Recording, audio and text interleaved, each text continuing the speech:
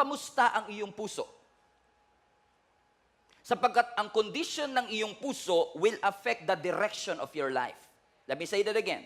The condition of your heart will affect the direction of your life. Gagawin ni Satan ang lahat para pagurin ang iyong puso.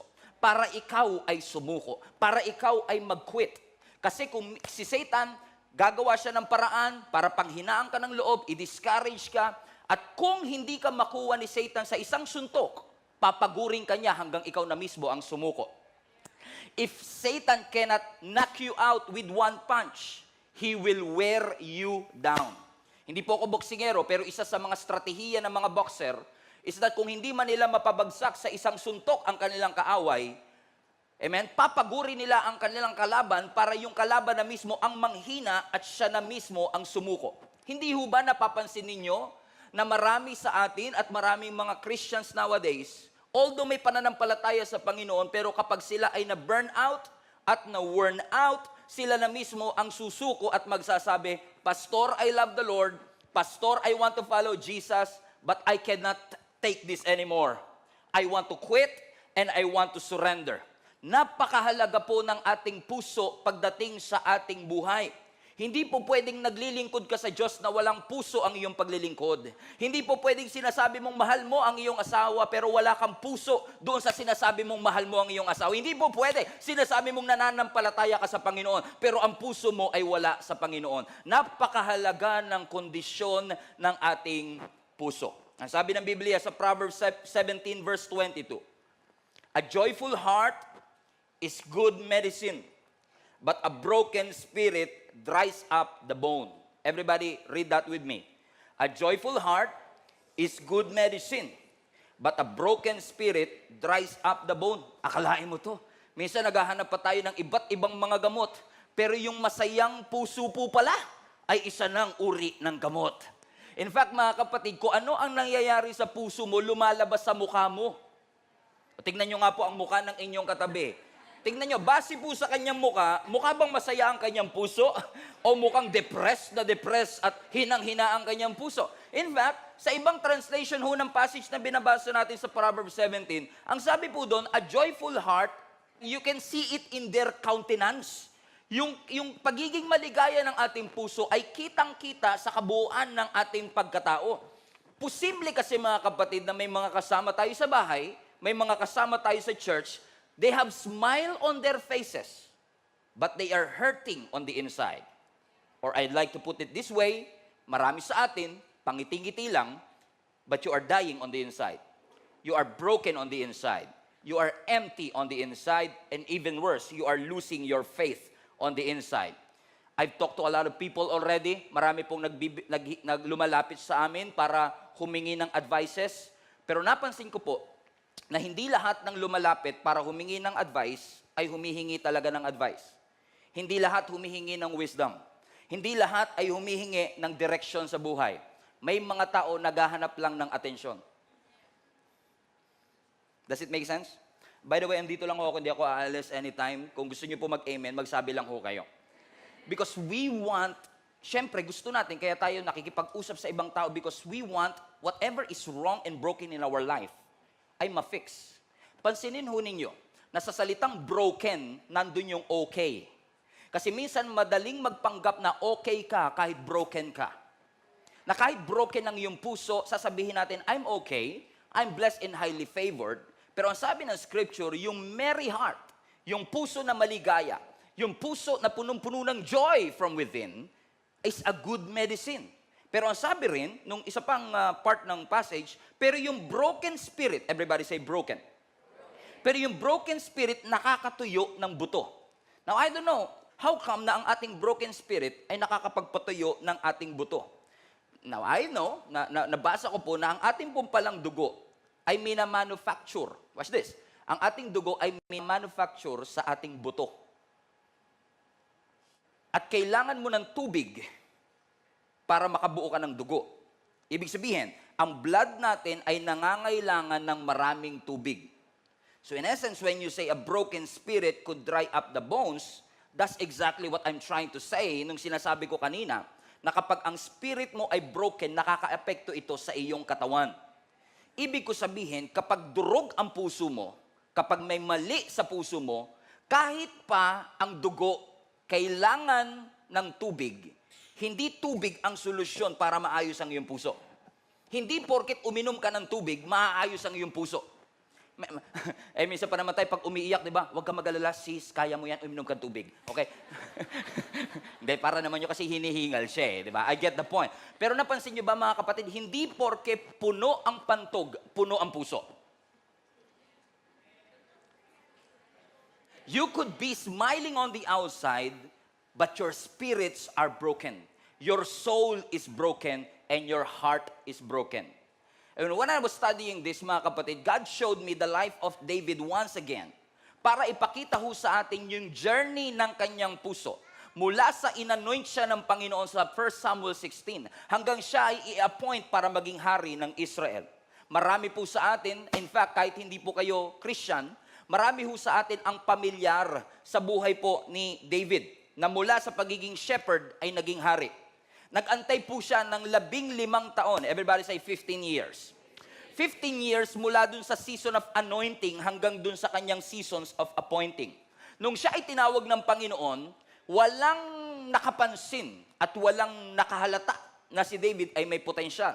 Nawala ang anointing kay Saul, nilipat na sa bagong hari daw, pero hindi alam ni Prophet Samuel kung sino iyon. Kaya nung pumunta si Prophet Samuel sa bahay ni Jesse, na tatay ni David, pinakita niya yung kanyang mga anak.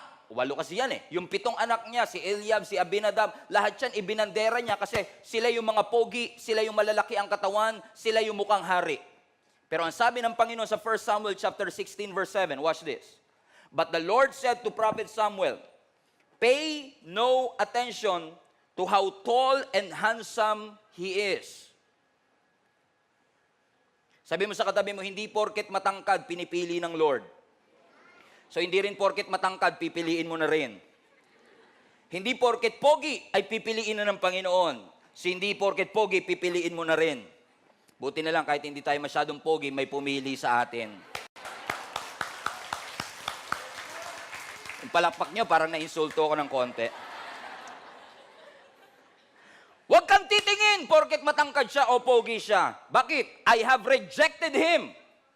Because I do not judge as people judge. Bakit? Paano ba tayo humusga? We look at the outward appearance, but God looks at the heart. Kahit kasi si David, wala sa limelight, walang posisyon, walang influence, nakitaan siya ng Diyos ng faithfulness. Mga kapatid, gusto ko lang kayong i-encourage bago tayo magpatuloy. Kahit walang nakaka-appreciate, kahit walang nagte-thank you, kahit walang nakakapansin sa atin, can you be faithful in the dark? Kasi hindi porket nasa dilim ka, walang plano ang Diyos na daling ka sa liwanag.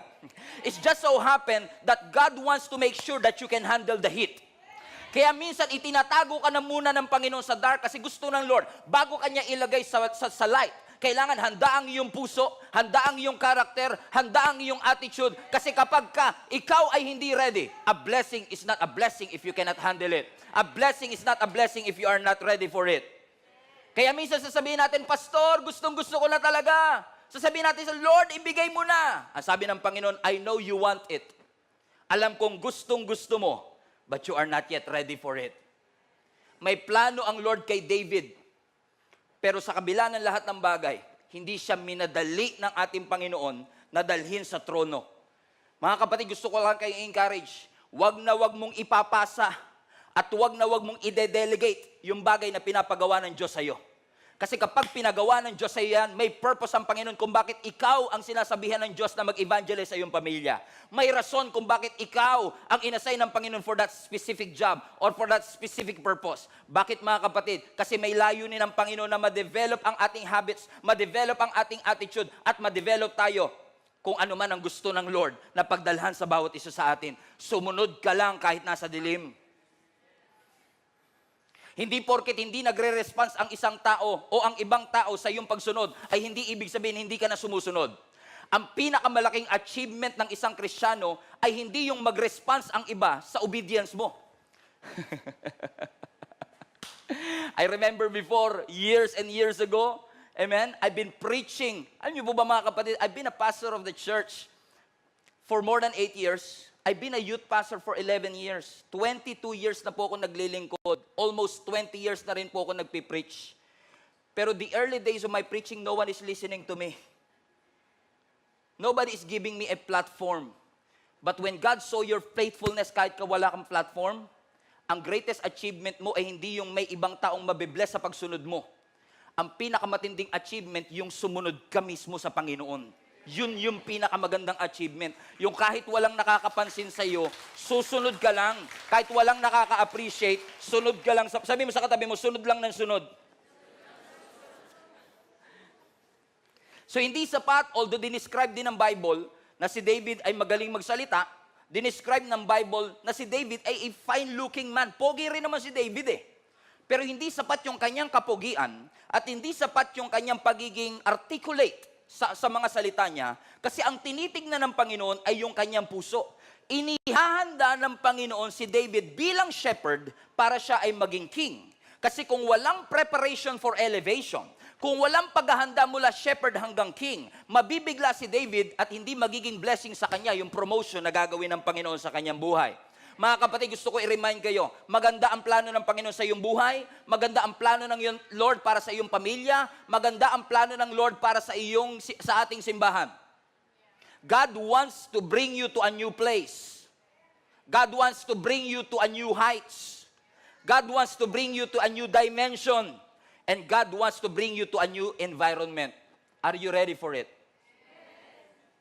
Kasi kung hindi, ire-ready ka pa ng Panginoon. Unfortunately, marami sa atin ang takot sa next level. Yung kapag ine-elevate ka, nabibigla ka. Kasi hindi ka ready doon. Marami sa atin ang takot na magsabi sa Lord ng, yes, Lord, whatever it takes. Marami sa atin ang takot na mag-show up. Marami sa atin ang takot na mag-involve. Marami sa atin ang takot magbigay. Gusto natin mag-settle kung nasaan man tayo naroroon. Kaya, no wonder marami sa atin ang expectation mababa, ang vision mababa, ang pananampalataya mababa, kasi gusto nating manatili sa mababa. Pero ang gusto ng Lord, daling ka sa mas mataas na level, kasi gusto ipaalala sa iyo ng Panginoon na ang kanyang ways are higher than our ways, His thoughts are higher than our thoughts, that God is able to do exceeding, abundantly, above, and beyond what you could think or imagine. Yun nga lang kailangan, handa ka. Pansinin niyo yung mga taong nakatira sa Sagada, sa Baguio, yung mga nakatira sa matataas na lugar. They live differently, they think differently, they talk differently. Kaya nga tayong taga Maynila, nakasando sila doon, tayo naka-jacket. Hindi tayo sanay sa lamig, samantalang sila sanay na. Nagbago na yung kanilang pamumuhay because they are already used to high altitudes. Napakarami sa atin mga kapatid, hindi tayo sanay sa high altitudes kasi sanay tayo sa mababang pamumuhay. Kaya kapag dinadala ka ng Lord sa mataas na pamumuhay, kahit yung iba nakasando, naka-jacket kasi hindi pa tayo ready for it. But God wants to bring you to a new heights. Gusto ka ng Lord i-level up. Gusto ka ng Lord itaas. Gusto ng Lord itaas ang level ng iyong pamilya, ng iyong pamumuhay. Kaya kung ikaw ay dumadaan sa testing, sa circumstance, sa mga pagsubok, i-reframe mo ang thinking mo na hindi ka pinaparusahan ng Diyos kaya ka dumaraan sa pagsubok. Yan ay transportation lamang ng Panginoon para dalhin ka sa mas mataas na level. It's not your destination. Suffering is not your destination. It's God's transportation for you. Katulad ni David, na siya ay shepherd, hindi yun ang kanyang destination. Although siya ay shepherd, although mayroon siyang gamit na staff, tungkod, pero hindi yun ang kanyang final destination. Kasi ang kanyang final destination, magiging hari siya. But he has to wait. Sabi mo sa katabi mo, you have to wait. You have to wait. Until finally, on 1 Samuel chapter 17, may isang higante na humahamon na ang pangalan ay Goliath. 40 days, sinamon ng mga Israelites, walang gustong lumaban. Until on the 40th day, si Jesse, na tatay ni David, inutusan ng kanyang bunsong anak na si David para magdala ng cheese bread, 4 cheese pizza para sa kanyang mga kapatid doon sa labanan sa Valley of Elah. Watch this. Ang unang hawak niya tungkod, ngayon ang hawak niya, plastic bag ng cheese bread. Alam niya anointed siya. Alam niya siya ang susunod na hari. Pwedeng-pwede niyang sabihin, Bakit ako pinaghahawak ng plastic bag? Bakit ako inuutusan na maging Grab driver o Food Panda delivery? Sa akin mga kapatid, hari ako. I'm the next king of Israel. Am I being humiliated? No. Every time na may pinapagawa ang Panginoon sa atin at may pinapahawak ang Panginoon sa ating kamay, hindi yun, God never meant to humiliate you, but to show you humility. Gusto ng Lord maging mababa ang iyong loob. Gusto ng Lord na maging tapat ka kahit na hindi na-appreciate ng iba, tinatanggihan ng iba pero ikaw tatanggapin mo. Kasi gustong i-develop ng Lord ang pagpapakumbaba sa iyo. Hindi ka hinihiya ng Panginoon, tinuturuan ka lang niyang magpakumbaba para hindi ka yumabang. I remember one of the most important advice that I get, hindi ko alam kung nandito si Daddy Rolly. One of our elders, isa sa pinakamahalagang advice na sinabi niya sa akin bago pa pumutok ang pandemic. Sabi niya, Pastor Stephen, wag na wag lalaki ang iyong ulo. One of the most treasured advice that I get. Alam niyo kung bakit importante sa isang Kristiyano na kahit na pinapalaki pa ng Lord ang church mo, influence mo, ministry mo, na hindi ka dapat yumayabang? Kasi, hindi porket pastor ka na, entitled ka na. We are not entitled, we are entrusted. Kaya nga mga kapatid, napakahalaga, amen, na tayo ay laging reminded na anumang bagay na meron tayo, hindi tayo entitled para dito. Hindi natin pwedeng sabihin, Lord, nagsimba ako nung Sunday, entitled ako mabless buong linggo. Lord, nagpray ako ng mahaba kahapon, entitled ako makakuha ng ganito. Lord, nagantay ako ng 15 years, entitled ako makakuha ng gwapong asawa. No, you are not entitled. Whatever you have, your family, your ministry, whatever gifts and talents, personality that you have, all of these things are entrusted by God. Tayo ay may pride, tayo ay may ego. You cannot make it on high altitude with that kind of attitude. You cannot make it on top kapag ikaw ay may mindset na ganito, may habits na ganito. If you want to go higher, you have to leave something behind. You have to leave your pride, you have to leave your ego, you have to leave your bitterness, you have to get rid of your anger, you have to get rid of your unforgiveness, and allow God to move over your life para mas madala ka ng Panginoon sa mas mataas na pagtawag. Sabi mo sa katabi mo, parang sa iyo ang topic ng Panginoon. Na tayo ay manatiling tapat sa Panginoon regardless of the circumstances. Marami sa atin mga kapatid, excited na excited tayo sa next season of our life, pero hindi tayo faithful sa now season ng ating Panginoon. Gusto natin maging hari pero takot tayong humawak ng tungkod para maging shepherd. Gustong-gusto natin maging hari at excited tayong maging hari pero takot na takot tayong humawak ng plastic bag ng cheese bread at maghatid ng tinapay para sa ating mga kapatid. Pero may itinuturo ang Panginoon sa atin mga kapatid, anuman ang ilagay ng Lord sa iyong kamay, dapat ang iyong puso ay laging surrendered sa pinapagawa ng ating Panginoon. Magpakumbaba at sabihin lang natin, yes Lord, I'm gonna follow you whatever it takes. Until pagdating niya sa Valley of Elah, nakaharap niya si Goliath na higante. Ano sabi na scripture sa 1 Samuel 17? I'm taking you through 15 years. In 15 minutes. Pag-pray niyo ako. Nakaharap ni David si Goliath, a Philistine warrior. Pero I love what he said. Habang ang lahat ng mga Israelites ay takot na takot, ang sabi ni David sa lahat ng mga taga-Israel, don't lose your heart. Don't lose your heart. Don't lose heart. Huwag kayong mapanghihinaan ng loob. God is with us. Sino ba yung uncircumcised Philistine na yan that is mocking the armies of the living God? Supot yan eh. Ba't kayo nagpapatakot sa kanya? Ako ang lalaban sa kanya. He was so brave. Matapang siya. At dahil sa tapang niya, at siyang lumaban, inanoy siya ng Panginoon, in-enable siya ng Panginoon, natalo niya si Goliath, at dahil sa pagkatalo niya kay Goliath, he rose in strength and he rose in fame. Sumikat si David. Naging kilala si David sa buong Israel. To the point, mga kapatid, na ang mga Israelites ay gumawa ng kanta patungkol sa kanya kahit hindi siya yung hari. At nag-create ng jealousy, selos, sa puso ng hari na si King Saul. Kasi ikaw ang hari, pero ina-admire ng tao si David. In essence, may division. Naalala ko sa New Testament, may ganyang case din. Kung kilala niyo si Apollos sa Acts, si Apollos ay isa sa mga apostol ng New Testament Si Apollos, ang sabi ng maraming Bible scholar, ang description sa kanya is silver tongue speaker, silver tongue preacher. He's an eloquent speaker. Magaling siya mag-preach. He was excellent in whatever he do. Pero, nung siya, dahil sa kanyang galing, dahil sa kanyang talento, nagkaroon siya ng mga followers sa loob ng Church of Corinth. Now, you have to understand this. Si Paul ang nag-pioneer ng church in Corinth. Pero ang mga tao, dahil sa galing ni Apollos, ina-admire si Apollos at sinasabi nila, ang mentor ko si Apollos. Pero ang tulay na pioneer, si Paul. So in essence, yung admiration o paghanga ng mga tao sa Church of Corinth ay nag-create ng division sa kanila. Kaya minsan nag-preach si Apostle Paul and sabi niya, bakit yung sinasabing, ako ay kay Apollos, ako ay kay Pablo, lahat tayo kay Kristo. Bumalik tayo sa ating pagtawa. Kay Kristo dapat tayo sumunod, hindi kay Apollos. Hallelujah. At hindi kay Paul. Bakit sa panahon ni Apostle Paul, amen, hindi masamang humanga. Huwag nyo lang i-idolize. Huwag nyo i-idolize si Pastor Stephen.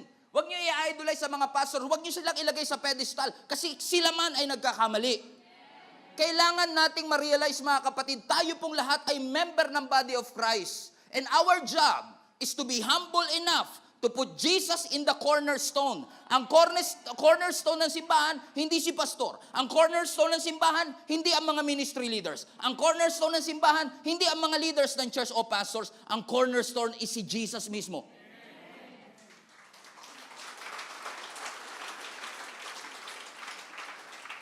And I heard another preacher, ang sabi niya, kung si Jesus ang cornerstone, bakit gusto mong nasa ibabaw? Ano nangyari kay King Saul? Dahil sa kanyang selos kay David. Kasi yung mga babae sa Israel gumawa ng kanta para sa kanya, yung kanyang jealousy ay naging murderous. Pinursu niya si David kasi gusto niyang patayin si David. Hanggang sa kakapurso niyang mapatay si David, eventually, si Saul mismo ay namatay din. But, watch this. Pero kahit na si David, ang anointed at that time, he never forced his way to his throne. Hindi niya puwersa na mapunta siya at maging hari kagad siya. Nirespeto niya ang sovereignty ng Diyos. Inonor niya ang authority ng Israel. Pinagkatiwalaan niya ang timing ng Panginoon. Huwag na huwag nating mamadaliin yung bagay na gusto nating makuha. Kasi sa tamang panahon, everything is made beautiful, ang sabi ng Scripture, in its time. Sa tamang panahon, makukuha mo yan. Sabi mo sa katabi mo, pray ka lang, makukuha mo rin yan. Ang ganda ng puso, kaya pala. Ang sabi ng Scripture, hindi ako tumitingin sa panlabas, kundi sa kanyang puso. Bakit? Napaka-genuine ang puso ni David eh. In fact, napaka-genuine ang kanyang puso, na even in the New Testament, ang sabi ng Scripture, sa isang preaching ni Apostle Paul sa Acts 13, verse 22, and when he had removed him, he raised up for them, sino daw? David. So nung tinanggal si Saul, ang ni-raise up, sino? Si David, to whom also he gave testimony, and he said, watch this, I have found David, the son of Jesse, a man after my own heart, who will do all my will. Kaya pala, ang puso ni David ay genuine kasi gusto niya at ginagawa niya ang kalooban ng Panginoon. How many among you admire, inahangaan niyo ang puso ni David at gusto niyo magkaroon ng ganitong klaseng puso? Taas nga po ang kamay, real quick. Amen. How I wish, masasabi din, pagkawala na tayo at magkaroon siguro ng Bible, si Kyle, a woman after God's own heart. Si Stephen, a man after God's own heart. Grabe, no? Para sabihin na ang iyong puso o ikaw ay malapit sa puso ng Diyos. Wow! What an honor of a lifetime. Correct? Pero hindi porket si David ang man after God's own heart ay perpekto na siya. Nagkamali at nagkasala pa rin siya. Kasi ang sabi ng Scripture, nung siya ay nag-grows in strength at nag-grows in fame, one day, after 15 years, siya ay naging hari ng Israel. So yung kanyang mga responsibility dumami. Nung una, ang kanyang responsibility lang maging shepherd. Next, ang kanyang responsibility, maging grab driver. Food panda. Maghatid ng pagkain sa kanyang mga kapatid. Ang next na naging responsibility niya, patayin si Goliath. Correct? Iba-iba ang kanyang responsibility until siya ay naging king of Israel. Palapakan natin ang Panginoon. And I don't know what happened. Pero ang sabi ng scripture, one day o one night, habang ang buong Israel ay nasa labanan, what's this? Si David ay nagpaiwan sa kanyang bahay. Ulitin ko ulit. He was a king, pero nung time na nasa gera ang buong Israelites, si David ay piniling maiwan sa kanyang bahay. What happened there? Nung gabi na yon, lumabas siya sa kanyang balcony at may nakita siyang babae na naliligo. Babae na nagte-take a bath na ang pangalan ay Bathsheba. Amen? Nagte-take a bath, ang pangalan ay Bathsheba. Pinatawag niya si Bathsheba, sinipingan niya kahit may asawa si Bathsheba at nabuntis si Bathsheba. He failed. David, a man after God's own heart. Si David na pure ang puso. Si David na malapit sa Panginoon. Nagkasala ng malaki sa harapan ng ating Panginoon. Nung nabalitaan ito, nung ito'y nireveal ng Lord kay Prophet Nathan, kinausap ni Prophet Nathan si King David, kinonfront siya sa kanyang kasalanan, but thank God, si David nagrepent sa ating Panginoon. And then sinulat niya ang Psalms 51 verse 10. Everybody read this with me. Create in me a new, clean heart, O God, filled with clean thoughts and right desires. Sa ibang translation, create in me a clean heart, O God, and renew a right spirit within me. Now hold on. How did it happen? Nang isang 15 years old boy na sinabihan ng Bible, hindi ako tumitingin sa panlabas na appearance kundi sa kanyang puso kasi ginagawa niya ang kalooban ko. How come na ang isang David na sinabihang a man after God's own heart is the same David na nananalangin, Lord, palitan mo ang aking puso. Create in me a clean heart, O God, and renew the right spirit within me. What happened to his heart? Ano ang nangyari sa kanyang puso? Puso na hinahangaan, puso na malapit sa Diyos, ngayon puso na gusto niyang papalitan dahil sa kanyang pagkakamali. Hindi ba ganito ang istorya natin, mga kapatid? Marami sa atin ang nagsimula na pure. Pero unti-unti, habang tumatagal, natetempt tayo na mag-focus hindi sa pinapagawa ng Panginoon, kundi sa mga bagay na nararanasan natin sa ating buhay. Posible nga kaya, mga kapatid, na minsan sa ating paglilingkod, sa ating pagsisimba, na nung una ang focus natin ay laging nasa Panginoon, pero ngayon ang focus natin, ano ang mga ginagawa ko? Ano ang mga dapat kong gawin sa ministry? Ano ang mga laman ng aking kamay? Ano ang mga tools na meron sa akin? Mga kapatid, tatandaan po ninyo ito. Your heart will always regulate your hand. Kapag tama ang puso, magiging tama ang iyong mga ginagawa. Dinidiktahan ng iyong puso ang gagawin ng iyong kamay. Your hand and your heart is connected to each other. Nakakatakot, mga kapatid, kapag ang kamay natin ay punong-puno ng responsibility, pero ang puso natin ay empty mula sa ating Panginoon. What's this? Si David, nagsimulang shepherd, walang masyadong responsibility. Pero habang tumatagal, na siya ay napopromote, na siya ay sumisika, na siya ay nag-grow in strength, na siya ay napunta sa palasyo, puno ang kanyang kamay, pero ang puso niya gusto niyang papalitan. David has a full hand, but empty heart. Worn out ang kanyang puso. Nagkamali sa harapan ng ating Panginoon. If you got full hands and worn out heart, you are in trouble. Kapag ang kamay mo punong-puno pero ang puso mo ay tuyot na tuyot, you are in trouble. Kapag ang kamay mo nakataas pag nagpupuri pero wala ang puso mo sa iyong pagpupuri, you are in trouble. Dinadaya lang natin ang ating sarili, mga kapatid. Kapag busy tayo sa mga responsibility natin, pero nakalimutan nating ilapit ang ating puso sa ating Panginoon. Kasi anumang ginagawa ng puso mo ay connected sa ginagawa ng kamay mo. It's possible to look whole on the outside but broken on the inside. Kahit malakas, may breaking point.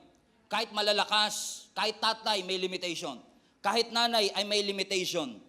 At minsan kapag tayo ay hindi naging aware na alagaan ng ating puso, posibleng maging outlet ng iyong brokenness ay yung pamilya mo. Ang maging outlet ng iyong brokenness ay yung anak mo at asawa mo. Nagiging irritable at magagalitin tayo minsan because we don't want to admit that our heart is not okay. Kaya napakahirap minsan maging pastor, maging leader, maging nanay, maging tatay kasi mahirap aminin that you are also broken from within. Bilang tatay, punong-puno ang kamay mo ng responsibility, pero ang puso mo ay tuyong-tuyo.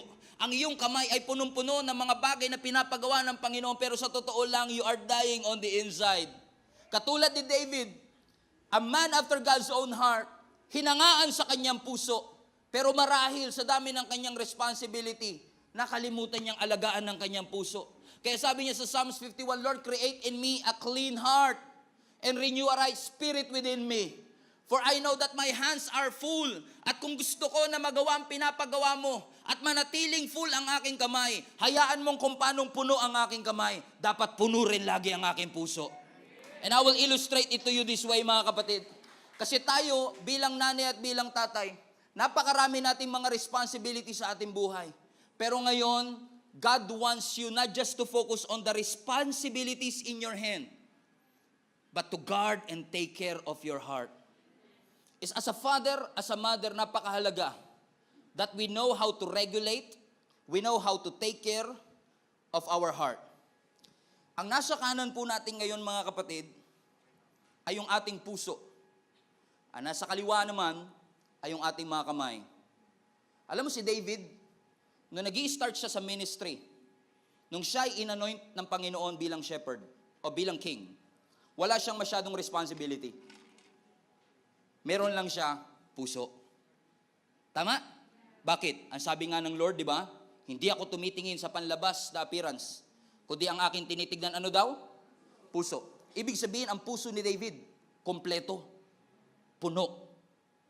Pero habang tumatagal, na siya ay binibigyan ng mga responsibility, na siya ay lumaban kay Goliath, na siya ay nagdala ng cheese bread sa kanyang mga kaibigan.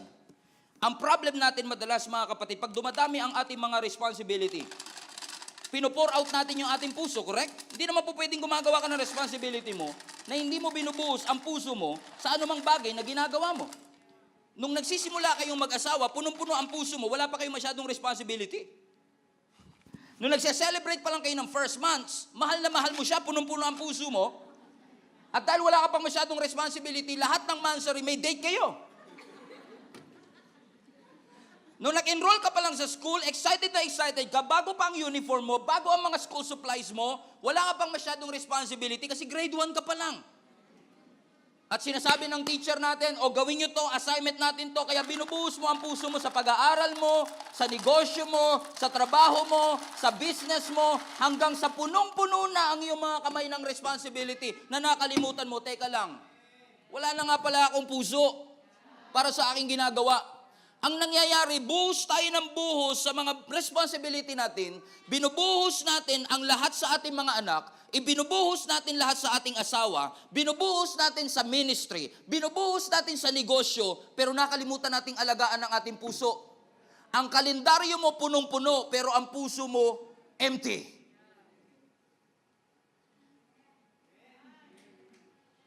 You have to guard your heart and replenish. Every time na ikaw ay may responsibility, every time pinopromote ka ng Panginoon, every time na dinadagdagan ng Lord ng responsibility, at pumupunta ka sa bagong season, every time na nagkakaroon ka ng bagong tools. Si David, ang una niya lang tool, sling, yung tungkod. Nung naghahati siya ng pagkain, hawak niya? Plastic bag. Dalawa na tools niya ngayon. Yung tungkod, yung plastic bag. Pagkatapos ito, nilabanan niya si Goliath, ano ang tools niya? Yung slingshot. Nung siya'y naging hari, nagkaroon siya ng sword. Nagkaroon siya ng crown. Iba-ibang season, iba-ibang tools. Pero hindi niya kinalimutan yung kanyang pagiging shepherd. Dala niya lahat ng tools. Ang dami niyang responsibility. Shepherd siya, delivery boy siya, king siya, tatay siya. Pero nakalimutan niyang i-replenish ang kanyang puso. And many of us, watch this. If your hands are full and your hearts are worn out, it's a dangerous place to live. It's very dangerous kapag ang kamay natin ay punong-puno, pero ang puso natin ay walang laman. Mga kapatid, gusto ipaalala sa atin ng ating Panginoon ngayon, alagaan mo ang iyong puso. Kung gaano kapuno ang kamay mo, dapat ganun kapuno ang puso mo. Hindi po pwedeng marami kang schedule, marami kang activity, pero ang puso mo ay hindi mo nire-replenish. Kaya napakahalagang umaating ka sa church, gaano ka man ka-busy. Napakahalagang nagbabasa ka ng Bible, gaano ka man ka-busy. Wag mong kakalimutang manalangin, gaano ka man ka-busy. Kasi every time na nagbibigay ka sa business mo, nagbibigay ka sa pamilya mo, nagbibigay ka sa ministry, nauubusan ka sa puso mo. Kailangan mo siyang i-replenish. So every time you come to church, you read the Bible and you pray, your heart, through His presence, are being filled. Yung emptiness, yung kakulangan, yung pagkasaid, ay pinupunan ng ating Panginoon. Buti pa, yung ating mga gitara minsan nakatono, pero yung puso natin, wala sa tono. Napaka-busy natin madalas na wala na tayong time para ipahinga ang ating mga puso. At magtataka na lang tayo, how did I get here? Dati ang punong-puno ng puso ko, excited na excited ako sa ministry. Lagi ako maaga sa ministry. Lagi ako nagsisimba, linggo-linggo. Pero sa dami ng responsibility, sabi pa nga natin, Lord, pagpalain mo ko.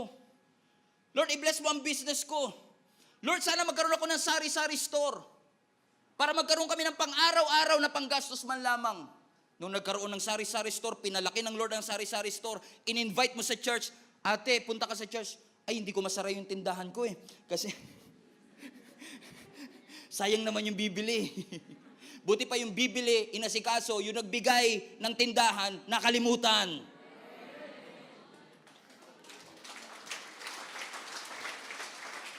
Tapos magtataka tayo kung bakit palang worn out, pagod, overwhelmed, busy, walang ligaya, walang passion, tinatabang sa ministry at tinatabang sa mga bagay na para sa Panginoon. I get this all the time. Pastor, lagi ako nagsisimba, pero bakit ganun? Para ang puso ko tuyong-tuyo. Para akong dry na dry. Pag inaaya mo sila, Pastor, pasensya ka na, busy talaga ako. Naalala ko yung cellphone ko this past few days kasi ang tagal na namin cellphone to ni Jenny. Nag-a-alarm siya sa akin. Sabi niya, internal storage is dangerously low. Grabe, cellphone lang, dangerous. Parang kakabahan ka talaga eh. Ano ba mangyayari? Kasi gumagana pa naman yung cellphone ko pero nagwa-warning siya sa akin na kapag hindi mo binigyan ng attention ito, pwedeng yung dating gumagana, hindi nagagana at huwag kang magtataka kung hindi na siya gagana kasi nag-warning siya. And minsan, habang nagdadrive tayo, nakikita natin yung fuel natin, sinasabi na mag-i-empty na ang fuel mo. Kailangan mo na magpagas. Umaandar pa rin ang kotse, pero nagwa-warning siya, pag hindi mo binigyan ng atensyon, ititirik ka niyan. You will only go so far and it will shut down. Huwag mong ipilit. Huwag mong puwersahin na umandar pa rin with an empty heart. You cannot minister with an empty heart. You cannot preach with an empty heart. You cannot worship lead with an empty heart. You cannot minister to somebody with an empty heart. You have to replenish your heart and guard your heart. Sabi mo, check your heart. Bakit dangerous mga kapatid? Kasi kapag ang kamay mo ay punong-puno ng responsibility, pero ang puso mo ay said na said, para lang mapunan yung puso mo, gagawa ka ng paraan para mawala. Nagdi-distress tayo minsan. Dahil sa dami ng responsibility, stressed ka na. Ako lang yata dito na i-stress pa na. Minsan sa dami ng responsibility, nai-stress ka, correct? At dahil nai-stress ka, minsan di mo kinukuha sa Word of God, hindi ka nananalangin, wala kang devotion sa Panginoon, saan tayo bumabaling? Pornography. You are drinking yourself to death. Lasing-lalasing ka na, ayaw mo pa huminto. Bakit? Stress ako eh. We fall into vices. Mas pinipili pa natin yung casual sex. Because we're so stressed. And we need somebody to fill in. Nakala natin, yung kapartner natin ang makakapagbigay at makakapagpuno ng bagay na ibinuhos na natin sa iba. But only God can fix your heart. Only God can replenish that what was lost in your heart. You have to check your heart again. Dito kasi sa mundong ginagalawan natin, pag masyado kang busy, hinahangaan ka. Pasinin nyo sa opisina ninyo, wag mo kayo istorbohin, busy ako. Ay, napakasipag. Bakit? Ang daming responsibility. May kilala mo ba kayo, busy pero hindi productive? Punong-puno kasi ang kamay, pero ang puso walang laman. ina-admire ng mundo na kailangan marami kang ginagawa. Pero ang pinapaalala ng Panginoon, habang dumadami ang responsibility mo, dati nagsimula ka sa tungkod, ngayon may corona ka na. Huwag kang magpa-overwhelm sa responsibility na nakalimutan mo ang puso mo na ilapit mo sa ating Panginoon. Kasi kung hindi mo i-ignore, mababa na ang laman ng puso mo. You will only go so far. Magsha-shutdown yan. Ititiri ka niyan. Ayaw nyo naman siguro magkaroon ng pastor na punong-puno ang schedule pero walang puso. Ayaw naman siguro natin na magkaroon tayo ng mga church leaders na punong-puno ang schedule pero wala na ang kanilang puso sa kanilang ginagawa. Nakataas nga yung kamay pero yung puso hindi naman nakasuko sa Panginoon. No wonder sabi ni David, create in me a clean heart, O God, and renew a right spirit within me. And maybe, just maybe, David was saying, Lord, I'm so overwhelmed with responsibilities. Yung kakulangan sa akin, nahanap ko kay Bathsheba. I fall into sin because I failed to take care of my heart. Ang sabi ng scripture sa Proverbs 4 verse 23 rather, guard your heart above all else. Everybody read that with me. Guard your heart above all else, for it determines the course of your life. Everybody say, above all else. Alagaan mo ang iyong puso above all else. Ano ibig sabihin ng above all else? It communicates priority. Iprioridad mo ang pag-aalaga ng iyong puso. Make sure na habang nilalagyan mo ang kalendaryo mo ng responsibility, make sure na ang iyong puso ay nire-replenish mo ng Word of God. Make sure na ang iyong puso ay inaalagaan mo. Above all else, prioritize guarding your heart. Because your heart is the truest expression of yourself. Yung puso mo, yan talaga yung ikaw. Marami kang personality. You are a person with many hats. Shepherd ka na. Grab delivery driver ka pa. Harp, tumutugtog ka, musician kasi David musician din. You are a warrior. And also you are a king. Ang dami mong responsibility. Pero alagaan mo ang iyong puso. Kasi marami kang responsibility pero iisa lang ang iyong puso. Always guard your heart. In fact, sabi ni Jesus, di ba, deny yourself, take up your cross and follow me. I believe with all my heart ang sinasabi ng Lord sa atin, kung gusto mo talaga ng self-denial, kailangan yung puso mo mabantayan mo eh. Kasi kapag ang puso natin na hindi natin binabantayan, we will fall into series of mistakes and failure. Moral corruption. We will perverse our heart, our behavior. Mawawalan tayo ng pananampalataya. Mag-focus tayo sa materialism. Mag-focus tayo sa pride natin. At pinupuno natin yung puso natin ng trash, ng basura. At hindi po ako basurero, pero ang alam ko lang, maliit man ang basura o malaki, basura pa din yan. The only way for you to take up your cross and follow Jesus is to guard your heart. Kasi ang sabi mismo ng ating Panginoong Hesus, for where your treasure is, there your heart be also. Out of the abundance of your heart, the mouth speaks. Your heart is very important. Take care of it. Huwag ka magpa-overwhelm sa dami ng responsibility bilang nanay. Huwag ka magpa-overwhelm sa responsibility bilang tatay. Tatay ka na, may sideline ka pa. Ikaw pa minsan maghuhugas ng pinggan. Ikaw pa minsan magliligpit ng ganito. Ikaw pa maghahatid sa mga anak mo. Pero kahit gaano ka kabisi, huwag mong kalimutan ang iyong puso. Nagsimula kayo, isa lang ang branch ng inyong negosyo. Lagi ka pa nagsisimba, 7 na ngayon. Pinagpala ka ng Panginoon. Saludo naman tayo sa Panginoon dyan. Pero kapag punong-puno na ang iyong kamay, pero ang puso mo ay empty, darating ang araw, meron kang 10 branches, pero walang-wala ka na sa iyong puso. 10 ang inyong branches, pero ang puso mo ay tuyot na tuyot sa Panginoon at sasabihin mo pa rin, bakit ganon? Success doesn't feel successful. Bakit ganon? I'm full but I'm not fulfilled. Why? Because you failed to guard your heart. Above all else, it will become the wellspring of your life. Bantayan po natin ang ating puso. And in fact, if you are here for the first time at hindi mo kilala ang ating Panginoong Hesus, ang pagtanggap nga sa Panginoon ay nagsisimula sa puso. Papasukin mo siya. Marami sa atin pinalabas na si Lord sa puso dahil ang dami nating nilalagay dito na mga schedules natin and busyness natin. Buti pa yung ibang bagay may schedule pero si Lord wala. Ang sabi ng scripture, Romans 10:9, and I will end with this, if you openly declare, Romans 10:9, if you openly declare that Jesus is Lord and believe in your heart, everybody say, believe in your heart. Believe in your heart that God raised Him from the dead, you will be saved. Whoa. That's how powerful your heart is. Dito nagsisimula ang relasyon natin sa Panginoon, that when we believe in Jesus Christ, you will be saved. Guard your heart, kapatid. Bantayan natin ang ating puso. Mga kapatid, let me just encourage you, wag lang basta tanggap ng responsibility. Tanggapin mo ang sinasabi ng Panginoon. And lagi ko ito sinasabi sa lahat ng kinakasal ko. Don't be so caught up with your business na mawawalan kayo ng panahon para basahin ang kanyang salita. That is very important because the Word of God will bring faith.